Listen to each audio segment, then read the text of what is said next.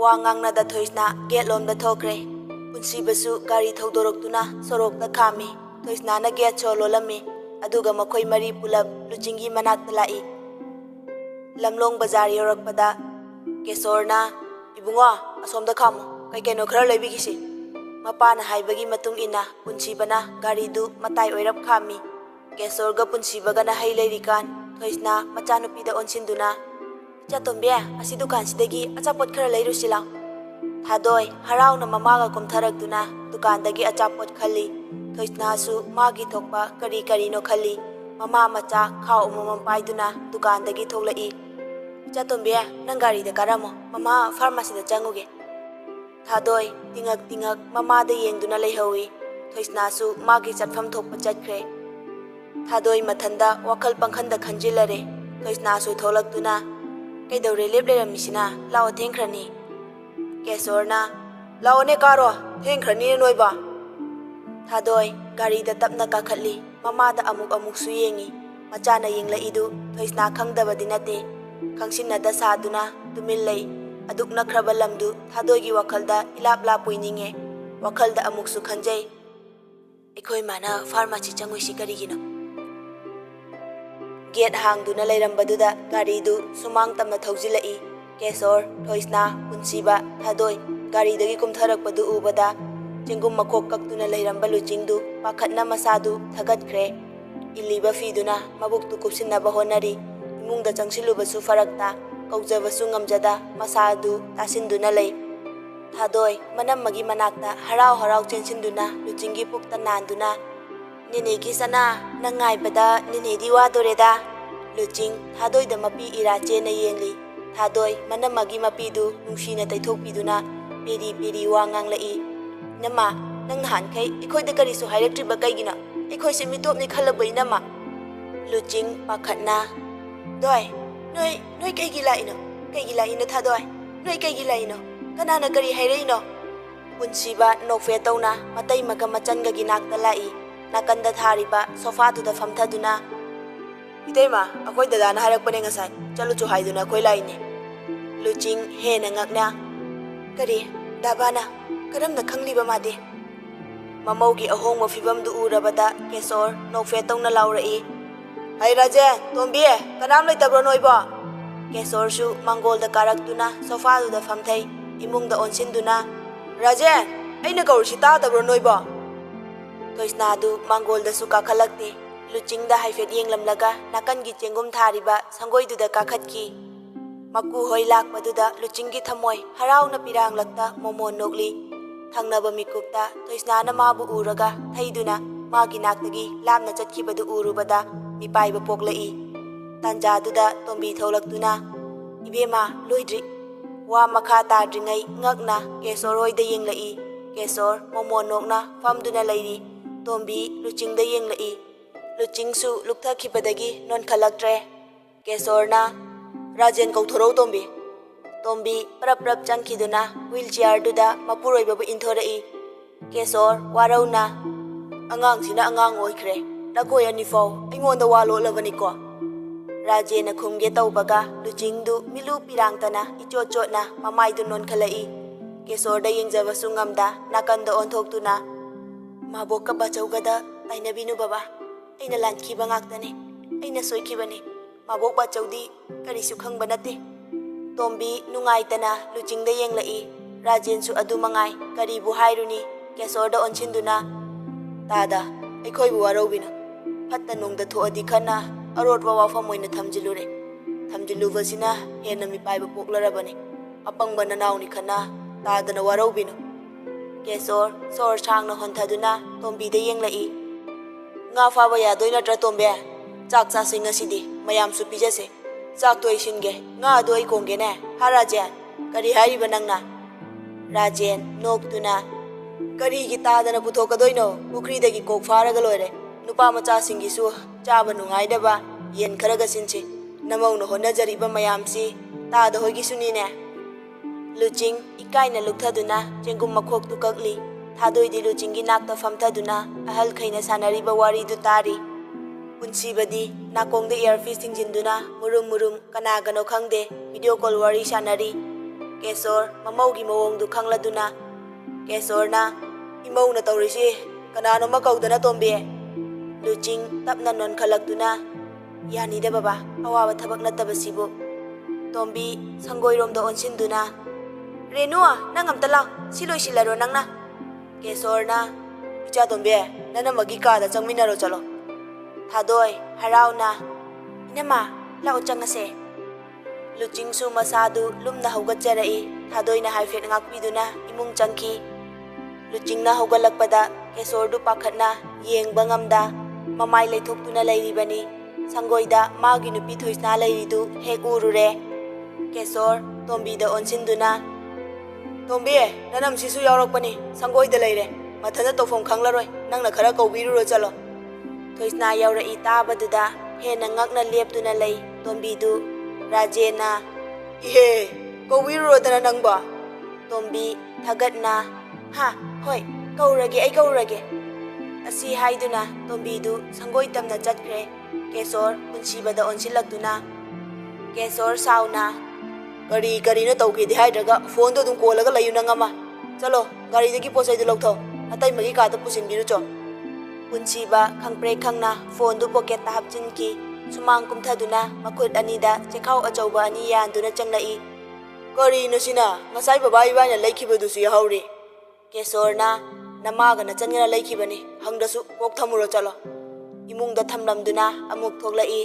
Rajena Ibungo punsiba gari du mamang sangoida thawgalamo nungsa tarani ngaiyak leiradi punsibana hoi mama gari du sangoida thawgalamduna chekhau ani amaga paiduna imung changlakhi Rajena Kesorda onchinduna gari gino tada asuk yamna puraklisiba Kesor noktuna Hai Rajan wakhan nungai ne icha viva hangi isu ahan fangdore tabada wakhal si nungai ne nangba Aigi sagai sigidi ahan ba isu ni ne aigi ini ne Rajen noktuna tadana ngangbasima tapna aisu ngasidi wakhal nungai tada icha sigi tungi khalubada wajaramba pumba koklai ngasidi mapi ira chena thengjilaklabadi isu si tada khoigi ina te hairaklabadi icha nupigi fibam kari oiramgani khalubada wakhal thokte tada Kesor nungai tana Rajen Ay adu hangna wakhal pikwa mi nate ne yam hena su khanjeluna isorgi nongdamni haujikti aikoi mayam changduna karina fagadage do khanaba tabani Rajen tapna phibam sida luhongbadi yaroidabanina kamdauba tada Kesor sor sangna hondokduna icha nupasu tholakadaba wali noktuna isuna tha mari hairakpada mapa tholaktoinine Rajen makhon thokna nokjai Ihe onthokpani da tawriside Kesor tapthana adubu aisu ichabi ba hanni imausu mathandani rani thawai na penaba ai icha imaubudi maya mangda chauna lohongani mina chana de haigi haijasano aigi cheng chara ama mina hulakpa na tene Rajen nupa anidu makhol thokna nokminai Somdana punsibasu luchingi kada leiri amungda luchinga thadoiga family nakangi sofa duda phone metuna punsiba family punsiba phone duda ngakna kaidori basina asuk thuna thadoi ngakna mabungi manakta changsilli phone du tap munduna yengi kyambana luching makhoi ani kapminaba photo ama thagalami Facebook ta caption da iri I miss you aigi chagi mama Luching henbi kuman Thadoi maya kaduna yengli phone do purakduna luching da amuk ulli luching ngakna amadi ikaina mamai do onthokhi phone du da yengba ngamde luching gi mawong du khangbana punsibana wari haurai Idaima yen bu kyam chawrage chaba ya ba yarba Thadoi sauna damcha nang thokro chala baba na nga cha sai da nga dum char lore yam la rokano mi wa gi lojaraga Luching tapna Ihe thadoi nang sidiba Sasa sanu kai dauge Noktuna Aishu chaning he enga sidi Nahan gaidi chaning mafawdabani Punsibana To aduni Itay magibo Thadoi da onsinduna Aina chaning basabada Nanga thingam daunate Thadoi sauna mabung yai da yengi ꯇꯥꯟꯖꯥꯗꯨꯗ ꯂꯨꯆꯤꯡꯒꯤ ꯐꯣꯟꯗ ꯀꯤꯌꯥꯝꯕꯗꯨ video call ꯇꯧꯔꯛꯏ꯫ ꯂꯨꯆꯤꯡ ꯉꯛꯅ ꯐꯣꯟꯗꯨꯗ ꯌꯦꯡꯉꯤ꯫ ꯊꯥꯗꯣꯏꯅ ꯂꯥꯝꯗꯨꯅ ꯁꯠ ꯄꯥꯏꯈꯠꯂꯤ꯫ ꯀꯤꯌꯥꯝꯕ ꯁꯨꯛꯇꯨꯅ ꯗꯣꯏ ꯅꯪꯗꯤ ꯀꯩꯗꯧꯔꯤꯕ? ꯊꯥꯗꯣꯏ ꯅꯣꯛꯇꯨꯅ ꯏꯅꯝꯃꯒꯤ ꯃꯅꯥꯛꯇ ꯂꯥꯛꯏꯅꯤ ꯀꯩꯅꯣ? ꯂꯨꯆꯤꯡ ꯏꯀꯥꯏꯅ ꯅꯥꯀꯟꯗ ꯆꯠꯊꯣꯛꯂꯤ꯫ ꯀꯤꯌꯥꯝꯕꯅ ꯆꯅꯤꯒ ꯑꯝꯇ ꯍꯥꯏꯔꯝꯗꯦ, ꯀꯅꯥ ꯀꯅꯥ ꯂꯥꯛꯏꯅꯣ? ꯄꯨꯟꯁꯤꯕꯁꯨ ꯆꯦꯟꯁꯤꯜꯂꯛꯇꯨꯅ ꯃꯌꯥ ꯏꯍꯤ ꯍꯤꯒꯠꯅ ꯑꯩꯁꯨ ꯌꯥꯎꯔꯛꯏꯌꯦ ꯗꯗꯥ꯫ ꯀꯤꯌꯥꯝꯕꯅ ꯍꯩ ꯍꯪꯀꯣꯛ ꯃꯥꯟꯕ ꯅꯁꯛꯇꯨ ꯌꯦꯡꯅꯤꯡꯗꯦ ꯆꯠꯊꯣꯛ꯫ ꯊꯥꯗꯣꯏ ꯃꯕꯨꯡꯌꯥꯏꯗ ꯀꯔꯦꯝꯅꯅ ꯅꯣꯛꯁꯤꯜꯂꯤ꯫ ꯀꯤꯌꯥꯝꯕꯅ ꯊꯥꯗꯣꯏꯗ ꯑꯃꯨꯛ ꯑꯣꯟꯁꯤꯜꯂꯛꯇꯨꯅ ꯁꯦꯛꯄꯤ ꯃꯥꯟꯕꯤ ꯐꯣꯟꯗꯨ ꯃꯄꯨꯗ ꯄꯥꯏꯍꯜꯂꯣ, ꯅꯪ ꯌꯦꯡꯅꯤꯡꯗꯦ꯫ ꯊꯥꯗꯣꯏ ꯅꯣꯛꯇꯨꯅ ꯌꯥꯔꯦ ꯀꯗꯔ ꯅꯒꯨꯟ ꯈꯪꯉꯦ, ꯁꯦꯡꯅ ꯏꯅꯝꯃ ꯌꯦꯡꯅꯤꯡꯉꯦ ꯑꯗꯨꯝ ꯍꯥꯏꯌꯨ꯫ ꯊꯥꯗꯣꯏ ꯂꯨꯆꯤꯡꯗ ꯐꯣꯟꯗꯨ ꯄꯤꯔꯛꯏ꯫ ꯂꯨꯆꯤꯡ ꯄꯥꯏꯔꯣꯏ ꯍꯥꯏꯅ ꯐꯣꯟꯗꯨ ꯏꯟꯊꯣꯛꯏ꯫ ꯃꯥ ꯃꯁꯥꯒꯤ ꯑꯍꯣꯡꯕ ꯐꯤꯕꯝꯗꯨꯗ ꯏꯀꯥꯏꯔꯤꯕ ꯍꯥꯏꯗꯨ ꯑꯣꯏꯔ ꯃꯥꯜꯂꯦ꯫ ꯀꯤꯌꯥꯝꯕꯅ ꯅꯛꯅ ꯃꯅꯥꯛꯇ ꯂꯩꯔꯝꯂꯕꯗꯤ ꯑꯁꯨꯛ ꯌꯥꯝꯅꯁꯨ ꯏꯀꯥꯏꯔꯝꯂꯣꯏ꯫ ꯅꯍꯥꯟ ꯃꯈꯩ ꯄꯥꯎ ꯐꯥꯎꯅꯔꯤꯗꯨꯗ ꯈꯪꯍꯜꯂꯨꯗ꯭ꯔꯒ ꯀꯔꯝꯅ ꯉꯁꯤ ꯃꯥꯒꯤ ꯐꯤꯕꯝꯁꯤ ꯀꯤꯌꯥꯝꯕꯗ ꯎꯠꯀꯅꯤ? ꯏꯀꯥꯏꯐꯝ ꯊꯣꯛꯄꯅꯤ꯫ ꯂꯨꯆꯤꯡ ꯏꯀꯥꯏꯅ ꯐꯨꯛ ꯍꯧꯒꯠꯇꯨꯅ ꯃꯁꯥꯗꯨ ꯏꯔꯨꯝ ꯂꯨꯝꯅ ꯃꯈꯣꯡꯗꯨ ꯇꯞꯅ ꯊꯥꯡꯗꯨꯅ ꯆꯥꯛꯈꯨꯝꯂꯣꯝꯗ ꯆꯠꯈꯤ꯫ ꯊꯥꯗꯣꯏꯁꯨ ꯕꯦꯛ ꯀꯦꯃꯦꯔꯥ ꯑꯣꯟꯊꯣꯛꯇꯨꯅ ꯃꯅꯝ ꯆꯠꯂꯤꯗꯨ ꯃꯕꯨꯡꯗ ꯎꯍꯜꯂꯤ꯫ ꯂꯨꯆꯤꯡꯒꯤ ꯈꯨꯆꯠ ꯂꯥꯛꯆꯠ ꯑꯍꯣꯡꯕꯇꯅ ꯊꯜꯂꯦ꯫ ꯃꯁꯥꯁꯨ ꯆꯥꯎꯈꯠꯂꯦ, ꯀꯨꯆꯨꯁꯨ ꯍꯥꯟꯅꯗꯒꯤ ꯉꯧꯊꯣꯛꯂꯦ꯫ ꯃꯁꯥꯒꯤ ꯋꯥꯡ ꯆꯥꯎꯕ ꯃꯤ ꯑꯣꯏꯕꯅ ꯃꯧ ꯑꯆꯧꯕꯤ ꯑꯃ ꯃꯥꯜꯂꯦ, ꯃꯧꯅꯥꯎ ꯃꯥꯟꯗ꯭ꯔꯦ꯫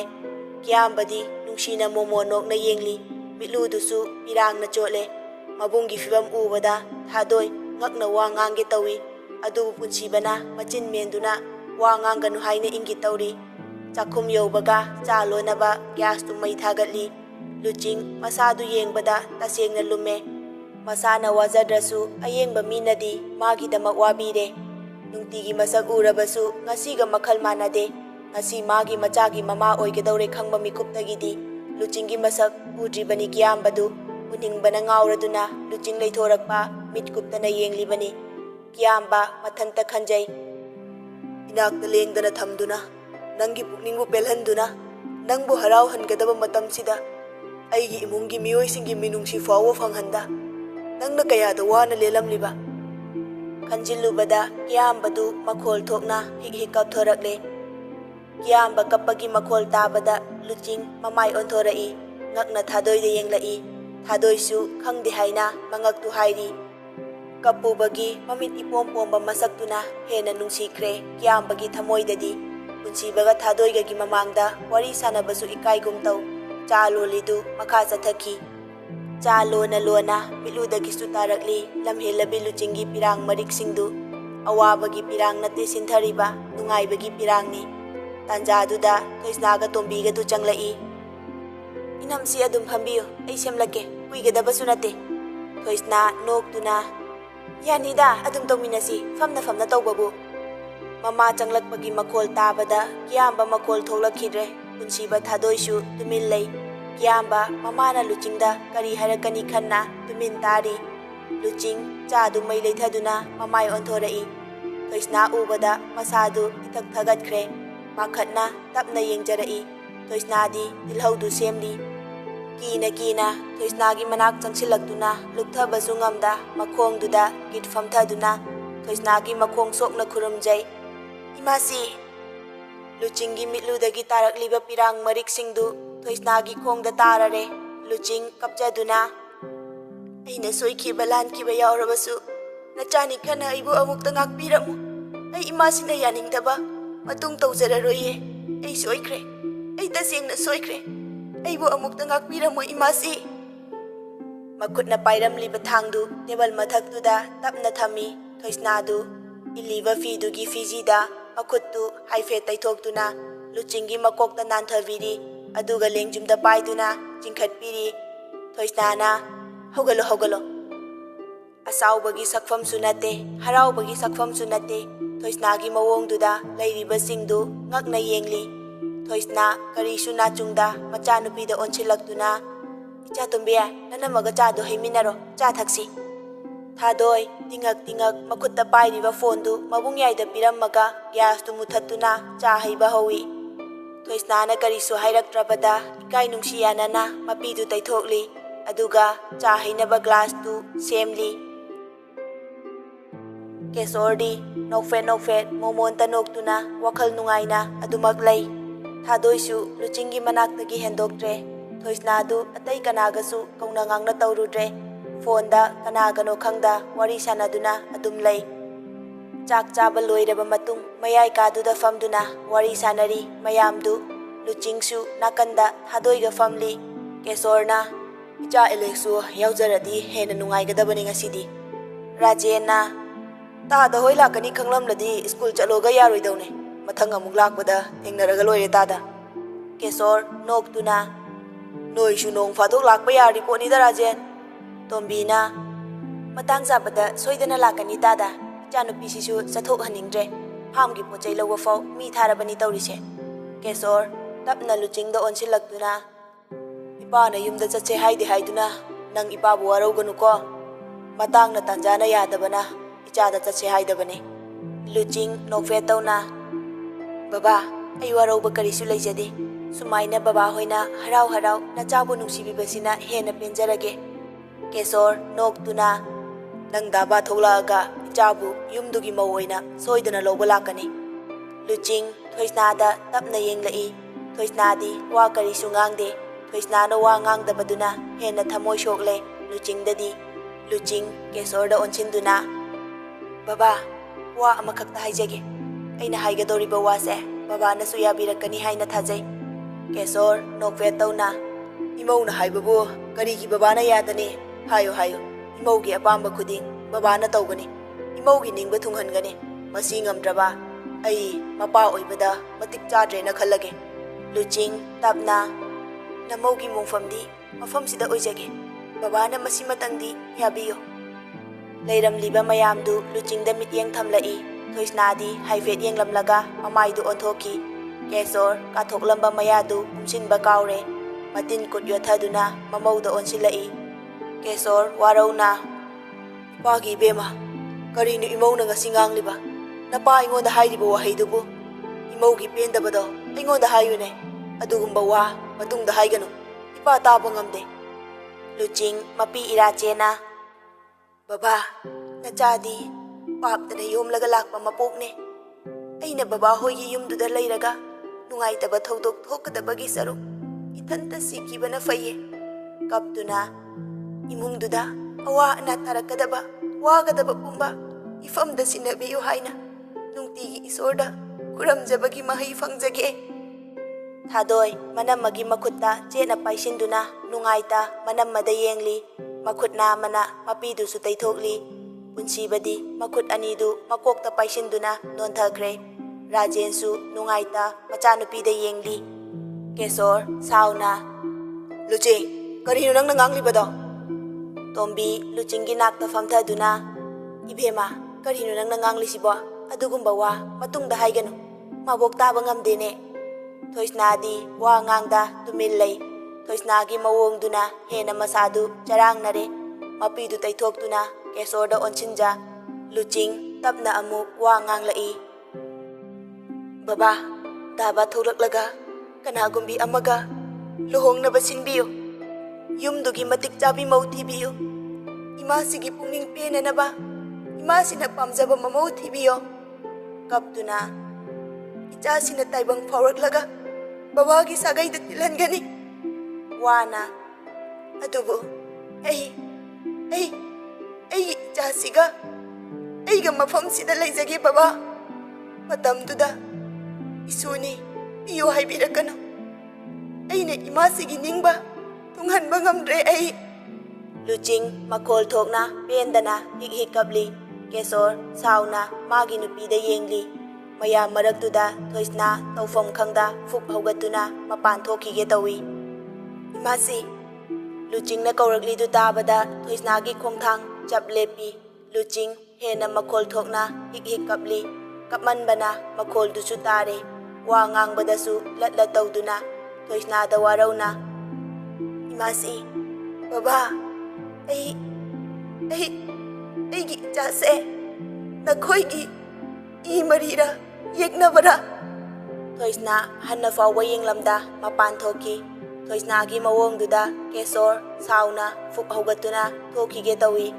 Luching tapna Baba Kesor mapi ira chena mamauda nungsina yenglai wa ngangbsu ngamda lepkiba khongphamdudagi machi lengda luching pirang lakta momo noktuna babana aibu apokpa nachaningol makni khanbirabadi aigi maramgi imasida karisu haibiganu baba Kesor khongpham handuna sofa duda amuk famthai punsiba sor sangno hondoktuna baba aikhoisu chatnaba tawrasira Thengjinkhrani Thadoi mabung yaida yenglai Doi chalo nangsu nafi hongluro thengkhrani Rajenga tombigana karibu hairuni manungi aruba wafam oibana wa ngangba ngamjade Luchingsu haugattuna magi kada jangki Thadoisu manamagi matung injarai Luching makhongdu sangna tingthoktuna famung mayaida famli Thadoisu mafi hongduna luchingi nakanda mapi ira chena manamada yengduna famli Thadoina luchingi manakong mayada Imana ngasai pharmacy dagi karino malairakibane aisu khanghaudre adu pira asu horen aikhoi chatkhraga undo khoko charuno ko inama Luching hena ngakna Thadoi de yengli Thadoisu manamada nungaitana munna yengduna mapi ira cheli Thoisnasu mafi hongge haiduna changlakpani Luchingna wa nganglakpaduda changbangam lepli Luchingna kithoragi doi Thadoi du hik kaptuna manamada konchinjai Nama aikhoi ma se yam phatti dada tholaga aina loina haigani aigi ima se phatte Luching tapna doi apokpi imada adumna haigano phatte ima ipa kainada nungaina hingba punsidune mayamna pamnariba nangidamak nangi dadagidamak nang dayaigidamak imasi afaba mama amane kaptuna machabu fahaningbagi ngaktani aidi afaba mapok natre doi ipasu masak khanghauda imasu nauna kaina aibu kanana macha mamau oiningdoino Thadoi hena chena konchinduna inama nangadai haigano ai taba waye ai soronba waye aibu nungsidrabo inama Luching nokningda noktuna nang dadagi matik chabi imasina pamjabi mama mapasu na laibi matik chabi ama laklaga nang busu luna tawbiniye wana dabasu nungai na laikhijano aina mabu sengna nungsirabadi magi punsina nungai na hingbado ai imitsina ujage Thadoi kapjaduna inamana lapkraga dadana karamna nungai na laidoino aigi dadana inamabu kayada nungsijai khangliba natro nang aikhoidagi lapkino inama Luchingsu kapkanu yaraktre makhol thokna kaplakle Thadoi aisu nakoibu nungsiye nakoiga nakna leininge nang dadabu yamna nungsiye ichilsina aniraksu na nungsi haikidriye ai dabaga kainaradi ai sigadaba male adubu aidi yumduda changbagi ayaba imasina pibidre nakoiga lapnarabasu nakoigi isidi aigi inaktagi mikup ama lafaloye Thadoi kappada makol fawba thoktre Luchingdu Thadoisu adumangai mamabu pendaba warauba nathalle anidu ngaihak wa ngangnada tumillai Luchingna wari haudorei doi loisilo thengkrani imasisu chatnanaba hairuro chatlo Tanjaduda Thoisna Luchingi kada changai Thoisna na changakpaduda Luching pakhatna masadu semjilli Thadoina Luchingi makhuttu chena paisinbi mafi hongdoktuna Luchingi nakanda famlai Luching Thadoi ngakna Thoisna da yengi Thoisna du wadi ngangba ngamda sintharakli mitludagi pirang Luchingi makhuttu lamduna pairai khonjeldu nik lauduna Luchingda nungsina yenglai imaugi mapamda imasi yam lankre nangna nangi apopina mani khalabadi imasi bu amukta ngakpiramo Luching Thadoi da fat yenglai Thadoi su mapidu taithokna momo nokna manamada yenglai kari haigani kari tawgani khangda Luching Thoisna da munna yengduna lairi pirang masu lepa laita sintharakli mamaugi pirang singdu Thoisna na taithokpiri Luching Thoisna gi khuttu phaduna mangolom da chingsilli Luching kaptuna aibu manglo tai banglo ai gyan tadre Thoisna kaptuna mamaugi makokta nanthabi imaudi akhang kanbine ꯊꯧꯅꯥ ꯂꯩꯕꯤꯅꯦ ꯏꯃꯧꯒꯤ ꯑꯈꯥꯡ ꯀꯟꯕ ꯃꯇꯧꯅ ꯉꯁꯤꯗꯤ ꯏꯃꯥꯁꯤ ꯃꯥꯏꯊꯤꯔꯦ ꯅꯪ ꯏꯃꯥꯁꯤꯕꯨ ꯉꯥꯛꯄꯤꯔꯔꯣꯏꯗ꯭ꯔꯣ ꯏꯃꯥꯁꯤ ꯌꯥꯝ ꯂꯥꯟꯈ꯭ꯔꯦ ꯂꯨꯆꯤꯡ ꯄꯤꯔꯥꯡꯂꯛꯇ ꯍꯔꯥꯎꯅ ꯃꯃꯣꯟ ꯅꯣꯛꯇꯨꯅ ꯃꯤꯀꯨꯞꯁꯤꯕꯨ ꯀꯌꯥꯗ ꯋꯥꯅ ꯉꯥꯏꯖꯔꯛꯄ ꯉꯁꯤꯗꯤ ꯑꯩ ꯄꯣꯛꯄꯒꯤ ꯃꯍꯩ ꯌꯥꯜꯂꯦ ꯑꯩ ꯁꯤꯔꯕꯁꯨ ꯌꯥꯔꯦ ꯊꯣꯏꯁꯅꯥꯅ ꯂꯨꯆꯤꯡꯒꯤ ꯃꯆꯤꯟꯗꯨ ꯃꯦꯟꯁꯤꯜꯂꯤ ꯊꯣꯏꯁꯅꯥ ꯅꯨꯡꯉꯥꯏꯇꯅ ꯑꯁꯤꯕ ꯍꯥꯏꯕ ꯋꯥꯍꯩꯗꯣ ꯂꯥꯞꯅ ꯊꯝꯈꯤꯁꯤ 이수 ꯐꯪꯗꯣꯔꯦ ꯇꯥꯕꯗ ꯑꯩ ꯀꯌꯥꯗ ꯍꯔꯥꯎꯈꯤ ꯀꯌꯥꯗ ꯅꯨꯡꯉꯥꯏꯈꯤ ꯈꯨꯗꯛꯇꯨꯗ ꯏꯃꯧꯒꯤ ꯃꯁꯛ ꯎꯅꯤꯡꯈꯤ ꯑꯗꯨꯕꯨ ꯑꯩꯅ ꯅꯉꯣꯟꯗ ꯉꯥꯡꯈ꯭ꯔꯤꯕ ꯃꯌꯥꯝꯗꯨꯅ ꯏꯃꯧꯒꯤ ꯃꯥꯡꯗ ꯂꯦꯞꯄ ꯐꯥꯎꯕ ꯉꯝꯈꯤꯗꯕꯅꯦ ꯑꯩ ꯂꯨꯆꯤꯡ ꯊꯣꯏꯁꯅꯥꯗ ꯅꯨꯡꯁꯤꯅ ꯌꯦꯡꯗꯨꯅ ꯊꯣꯏꯁꯅꯥꯒꯤ ꯃꯈꯣꯡ ꯁꯣꯛꯅ ꯏꯃꯥꯁꯤꯅ ꯅꯃꯧꯕꯨ ꯅꯨꯡꯁꯤꯕꯤꯕꯗꯨꯅ ꯑꯩꯒꯤ ꯄꯨꯟꯁꯤꯒꯤꯗꯤ ꯃꯥꯏ ꯄꯥꯛꯄꯅꯦ ꯄꯨꯟꯁꯤ ꯆꯨꯞꯄ ꯏꯃꯥꯁꯤꯒꯤ ꯁꯦꯕꯥ ꯇꯧꯍꯟ ꯍꯥꯏꯕ ꯂꯣꯏꯗ꯭ꯔꯤꯉꯩ ꯅꯤꯡꯁꯤꯡꯂꯛꯏ ꯊꯣꯏꯁꯅꯥꯅ ꯋꯥꯁꯛꯈꯤꯕꯗꯨ ꯀꯩꯁꯨ ꯂꯩꯇꯕ ꯅꯨꯄꯤ ꯃꯆꯥꯗꯨꯒꯤꯗꯃꯛ ꯃꯣꯏꯕꯥꯅ ꯑꯩꯉꯣꯟꯗ ꯈꯨꯠ ꯊꯥꯔꯕ ꯅꯠꯇ꯭ꯔꯣ ꯑꯗꯨꯕꯨ ꯃꯣꯏꯕꯥꯁꯨ ꯁꯤꯃꯗꯤ ꯈꯪꯖꯤꯜꯂꯨ ꯂꯨꯆꯤꯡꯅ ꯌꯨꯝꯁꯤꯗ ꯃꯧꯑꯣꯏꯗꯨꯅ ꯂꯥꯛꯄ ꯅꯨꯃꯤꯠꯇꯣ ꯃꯗꯨꯗ ꯑꯩꯒꯤꯁꯨ ꯑꯔꯣꯏꯕ ꯅꯨꯃꯤꯠꯅꯦ ꯈꯪꯉꯣ ꯂꯅꯤꯡꯊꯧ ꯏꯄꯥꯅ ꯁꯥꯈꯤꯅꯦ ꯊꯣꯏꯁꯅꯥ ꯅꯣꯛꯐꯦ ꯇꯧꯅ ꯑꯩꯅ ꯏꯃꯧꯕꯨ ꯑꯃꯛꯄ ꯌꯥꯎꯗ ꯑꯁꯦꯡꯕ ꯅꯨꯡꯁꯤꯕꯃꯛꯇ ꯑꯣꯏꯔꯕꯗꯤ ꯏꯃꯥꯁꯤ ꯀꯔꯤꯁꯨ ꯇꯧꯔꯣꯏ ꯏꯃꯥꯁꯤꯅ ꯏꯃꯧꯕꯨ ꯅꯨꯡꯁꯤꯕ ꯌꯧꯗ꯭ꯔꯕꯗꯤ ꯏꯃꯥꯁꯤꯒꯤ ꯑꯔꯣꯏꯕ ꯑꯣꯏꯈꯤꯁꯅꯣ ꯅꯪꯅ ꯌꯨꯝꯗꯨꯗ ꯌꯨꯝꯒꯤ ꯃꯧ ꯑꯣꯏꯅ ꯂꯥꯛꯄ ꯃꯤꯀꯨꯞꯇꯣ ꯏꯃꯥꯁꯤ ꯈꯧꯔꯥꯡꯅ ꯉꯥꯏꯔꯤꯕꯅꯦ ꯂꯨꯆꯤꯡ ꯃꯣꯃꯣ ꯅꯣꯛꯇꯨꯅ ꯊꯣꯏꯁꯅꯥꯕꯨ ꯅꯨꯡꯁꯤꯅ ꯌꯦꯡꯖꯩ ꯃꯈꯣꯜ ꯊꯣꯛꯅ ꯃꯆꯤꯟꯗꯁꯨ ꯍꯟꯖꯤꯟ ꯍꯟꯖꯤꯟ ꯄꯥꯔꯤ ꯀꯅꯥ ꯂꯩꯇꯦ ꯋꯥꯔꯨꯅꯨ ꯃꯤꯅꯨꯡꯁꯤ ꯐꯪꯗꯦ ꯁꯥꯎꯔꯨꯅꯨ ꯂꯥꯏꯔꯕꯤ ꯃꯃꯥ ꯑꯩꯒꯤꯗꯤ ꯐꯤꯖꯤꯒꯤ ꯃꯅꯤꯅꯤ ꯏꯆꯥꯗꯤ ꯂꯨꯆꯤꯡ ꯍꯦꯟꯕꯤ ꯑꯣꯏꯗꯨꯅ ꯐꯠꯇꯕꯁꯤꯡꯕꯨ ꯃꯥꯏꯊꯤꯍꯟꯁꯤ ꯏꯆꯥꯒꯤ ꯊꯧꯅꯥ ꯂꯤꯡꯖꯦꯜꯅ ꯃꯤꯄꯨꯝ ꯈꯨꯗꯤꯡ ꯈꯪꯍꯟꯁꯤ ꯊꯥꯗꯣꯏꯅ ꯄꯥꯔꯤꯗꯨ ꯇꯥꯕꯗ ꯂꯨꯆꯤꯡ ꯃꯃꯥꯕꯨ ꯈꯪꯅꯤꯡ ꯅꯤꯡꯁꯤꯡꯂꯛꯇꯨꯅ ꯃꯈꯣꯜ ꯊꯣꯛꯅ ꯀꯞꯂꯛꯂꯦ ꯊꯥꯗꯣꯏꯗꯒꯤ ꯊꯣꯏꯁꯅꯥꯅ ꯂꯧꯗꯨꯅ ꯑꯃꯨꯛ ꯌꯦꯡꯉꯤ ꯃꯈꯥꯗ ꯊꯥꯔꯤꯗꯨ ꯊꯣꯏꯁꯅꯥ ꯃꯆꯤꯟꯗ ꯇꯞꯅ ꯁꯣꯜꯂꯤ ꯑꯥꯏ ꯃꯤꯁ ꯌꯨ ꯃꯥ ꯊꯣꯏꯁꯅꯥꯅ ꯂꯨꯆꯤꯡꯕꯨ ꯅꯨꯡꯁꯤꯅ ꯀꯣꯟꯁꯤꯟꯕꯤ ꯅꯪꯒꯤꯗꯃꯛ ꯏꯃꯥꯁꯤ ꯂꯩꯔꯤꯕꯁꯤꯗꯤ ꯏꯃꯧꯅ ꯀꯔꯤꯒꯤ ꯄꯨꯛꯅꯤꯡ ꯁꯣꯟꯊꯗꯣꯏꯅꯣ ꯇꯥꯟꯖꯥꯗꯨꯗ ꯊꯣꯏꯁꯅꯥꯒꯤ ꯐꯣꯟꯗ ꯀꯣꯜ ꯑꯃ ꯂꯥꯛꯏ ꯄꯥꯏꯈꯠꯇꯨꯅ ꯂꯥꯎ ꯊꯥꯗꯣꯛꯏ ꯍꯜꯂꯣ ꯇꯝꯐꯥꯅ ꯂꯨꯆꯤꯡ ꯍꯦꯟꯕꯤꯗꯨ ꯑꯝꯇ ꯄꯥꯏꯍꯜꯂꯛꯎ ꯊꯣꯏꯁꯅꯥꯅ ꯍꯣꯏ ꯍꯣꯏ ꯄꯥꯏꯍꯜꯂꯛꯀꯦꯁꯦ ꯐꯣꯟꯗꯨ ꯂꯨꯆꯤꯡꯗ ꯄꯤꯗꯨꯅ ꯁꯦ ꯀꯅꯥꯅꯣ ꯌꯦꯡꯉꯣ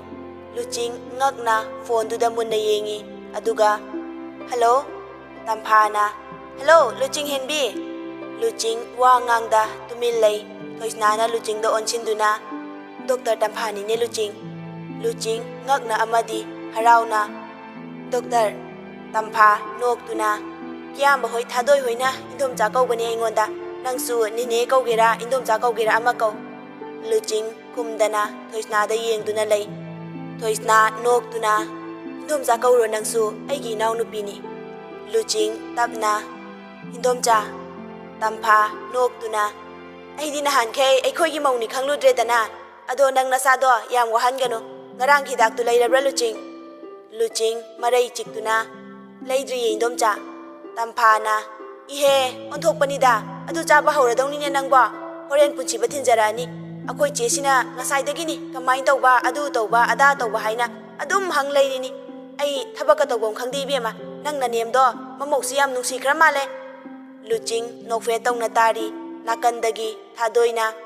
ꯑꯩꯒꯤ ꯅꯤꯡꯉꯣꯜ ꯆꯥꯛꯀꯧꯕꯒꯤ ꯀꯩ ꯂꯩꯗꯣꯏꯅꯣ ꯏꯟꯗꯣꯝꯆꯥ ꯇꯝꯐꯥꯅ ꯍꯟꯗꯛꯇꯤ ꯏꯃꯧꯒꯤ ꯑꯣꯏꯅ ꯂꯩꯔꯒꯦ ꯏꯆꯥꯒꯤ ꯂꯩꯔꯔꯣꯏ ꯊꯥꯗꯣꯏ ꯃꯈꯣꯜ ꯊꯣꯛꯅ ꯅꯣꯛꯇꯨꯅ ꯁꯥꯎꯕꯤꯔꯣꯏꯅ ꯀꯩꯁꯨ ꯏꯅꯝꯃꯒꯤ ꯂꯩꯅꯤ ꯍꯥꯏꯔꯗꯤ ꯑꯩꯒꯤ ꯂꯩꯕꯤꯗ꯭ꯔꯁꯨ ꯀꯥꯏꯗꯦꯀꯣ ꯇꯞꯅ ꯑꯩꯈꯣꯏ ꯏꯅꯝꯃꯁꯦ ꯅꯨꯡꯁꯤꯕꯤꯅꯤ ꯍꯥꯏꯔꯗꯤ ꯑꯩ ꯅꯨꯡꯁꯤꯕꯤꯗ꯭ꯔꯁꯨ ꯑꯩ ꯁꯥꯎꯕꯤꯔꯣꯏ ꯏꯟꯗꯣꯝꯆꯥ ꯑꯩꯈꯣꯏ ꯏꯅꯝꯃꯁꯦ ꯌꯥꯝ ꯅꯨꯡꯁꯤꯌꯦ ꯂꯨꯆꯤꯡ ꯊꯥꯗꯣꯏꯒꯤ ꯃꯈꯨꯠꯇꯨ ꯂꯥꯝꯗꯨꯅ ꯅꯨꯡꯁꯤꯅ ꯅꯥꯟꯕꯤꯔꯤ ꯅꯥꯀꯟꯗꯒꯤ ꯊꯣꯏꯁꯅꯥꯅ ꯌꯥꯔꯦꯗ ꯂꯣꯏꯁꯤꯜꯂꯣ ꯅꯣꯏ ꯋꯥꯔꯤꯗꯣ ꯊꯦꯡꯈ꯭ꯔꯅꯤ ꯆꯠꯄ ꯇꯝꯐꯥꯅ ꯂꯨꯆꯤꯡ ꯇꯞꯅ ꯇꯥꯏꯌꯦ ꯏꯟꯗꯣꯝꯆꯥ ꯇꯝꯐꯥ ꯅꯣꯛꯇꯨꯅ